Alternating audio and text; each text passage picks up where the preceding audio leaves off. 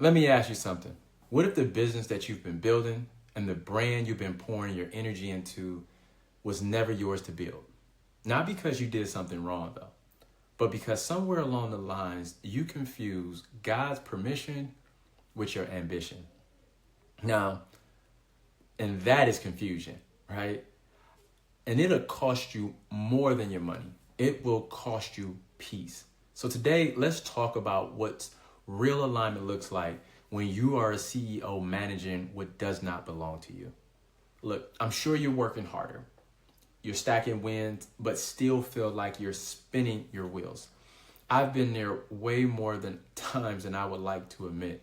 I remember a season where the clients were showing up, revenue was amazing, but I couldn't shake the feeling that something was off. Like this should feel better than it does.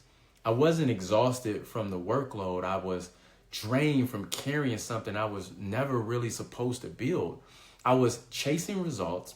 I had the checklist. I was doing all the things, but I didn't have peace. And that's when I had to get real with God. Like, I remember praying one night and frustrated, anxious, and I felt this quiet, firm voice say, "You're faithful, but you're not following." I was like, whew. That hit me hard because I thought my faithfulness meant I had to be in alignment. I thought the resistance was the enemy. But God showed me I was the one out of position. So there I was. I'm praying, I'm strategizing, I'm showing up, but all of this happening was outside of God's assignment. I had picked up a vision because it looked good, or someone else kind of told me look, because someone told me, "Hey man, you can make some money in this," but God hadn't breathed on it for me. And every time I had some success, I'll hit a ceiling, and then I'll start leaning deeper into my own understanding. I started telling God what I needed him to fix, like treating him like a consultant and not the CEO of my brand. That's when I finally understood you do not own the vision. I'm sorry to say, you just steward the instructions. And when you're out of alignment with that truth, even success starts to feel like disobedience in disguise. Now, I want to say something. If this is already making you pause or rethink how you've been showing up in your business, I want you to go ahead and hit the like button, hit subscribe. Because this channel it's not about the surface level talk. It's about exposing the truths we often usually avoid. This is for the founders who are tired of grinding and ready to start aligning. Look, and I want to just kind of shift here because this is often misunderstood. Just because you're good at something doesn't mean God gave you clearance to run with it.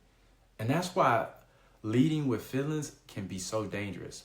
So many people say, do what you're passionate about. But the last time I checked, man, passion is fueled by feelings, and feelings can shift really fast. If you go to 1 Corinthians chapter 6, verse 12, it says, everything is permissible but for me, but everything isn't beneficial. And if you keep on reading, it kind of warns you that even the right thing in the wrong posture can become a trap. Sometimes what looks like a calling is just unhealed ambition. And over the years, I've chased a lot of business ideas, but I was doing it with the wrong posture. Not prayerful, just pressure. Not a sign, just anxious to prove something. And when you don't check the manuscript of your life, you fall into a trap of idols. You end up managing a business that feeds your ego but starves your spirit. If you remember back when the Moses stories, he was called well before bringing out the people to lead. But when he moved on his own time, he ended up killing somebody. But he was trying to help. We've all been a Moses, bringing value to the marketplace, but still out of alignment. You start with the right intention, but because you move without God's timing or not even at all, you end up in situations you can't even explain. It wasn't until Moses was stripped and in the wilderness that God said, now you go, I will send you. Now listen, he was still ordained, even the fact that he was out of alignment. So same calling, but God's blueprint. See, there's a difference between being called and being commissioned. Some of you are building in the in-between, and that's why it's so heavy.